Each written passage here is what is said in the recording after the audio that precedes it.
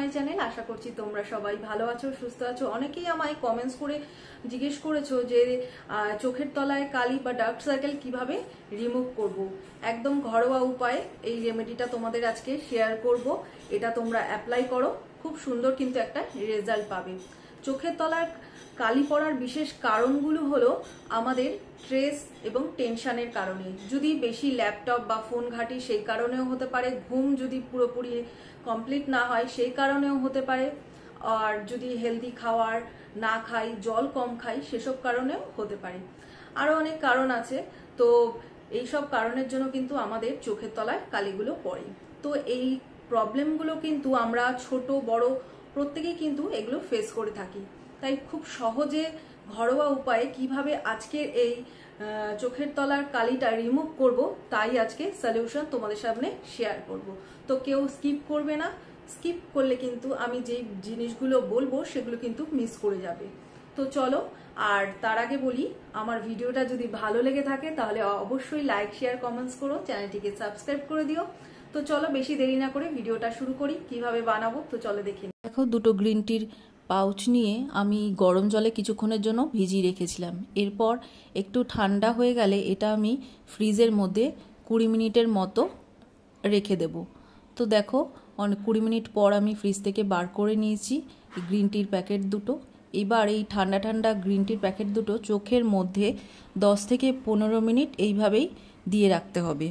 Green টিতে রয়েছে vitamin E, যা ত্বকের আর্দ্রতা বজায় রাখে, এবং গ্রিন টি কিন্তু আমাদের টোনার হিসাবেও ব্যবহার হয়। আর চোখের তলায় যে কালি পড়ে গেছে, পাফিনেস, সেগুলো কিন্তু খুব ভালোভাবে দূর করে। দেখো, এইভাবে চেপে চেপে কিছুক্ষণ ভালো করে দিয়ে দিতে হবে।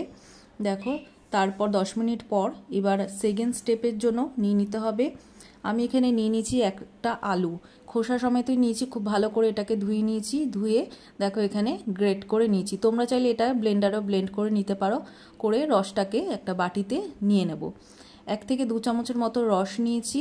আর এর মধ্যে দিয়ে নেব 6 থেকে 7 ফোঁটা পাতিলেবুর রস। যাদের সেনসিটিভ স্কিন তারা কিন্তু এটা স্কিপ করবে। তারপর এর মধ্যে নিয়ে নিচ্ছি হাফ চামচের মতো গ্রিন টি। তারপর নিয়ে নেব 1 চামচের মতো অ্যালোভেরা জেল আর 6 থেকে 7 ফোঁটা আলমন্ড অয়েল।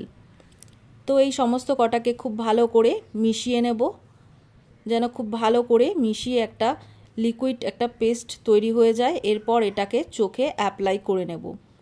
এটাকে পুরো চোখে অ্যাপ্লাই করব 10 থেকে 15 মিনিট। খুব ভালো করে চারিদিকে লাগিয়ে নেওয়ার পর তারপর হালকা হাতে 15 মিনিট ধরে মাসাজ করে নেব।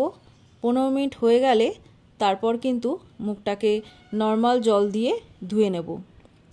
আর আমি এখানে একটা রাতের জন্য নাইট ক্রিম বানাবো, সেটা তোমাদের সাথে শেয়ার করব। তো চলো দেখে নিই নাইট ক্রিমটা কীভাবে বানাচ্ছি। তো এখানে নাইট ক্রিমটা বানানোর জন্য আমি প্রথমেই নিয়ে নেব ভিটামিন ই ক্যাপসুল, আর নিয়ে নেব হাফ চামচের মতো অ্যালোভেরা জেল। আমি এখানে অল্পই বানাচ্ছি, একদিনের মতো। তোমরা চাইলে এটা বেশি করে বানিয়ে একটা কন্টেনারে ভরে 10 থেকে 12 দিনের জন্য তৈরি করে রাখতে পারো। চোখের তলায় কালি তুলতে কিন্তু এই ক্রিমটা খুব ভালো কাজ করবে, যেটা আমি অ্যালোভেরা জেল আর ভিটামিন ই ক্যাপসুল দিয়ে এটাকে তৈরি করেছি।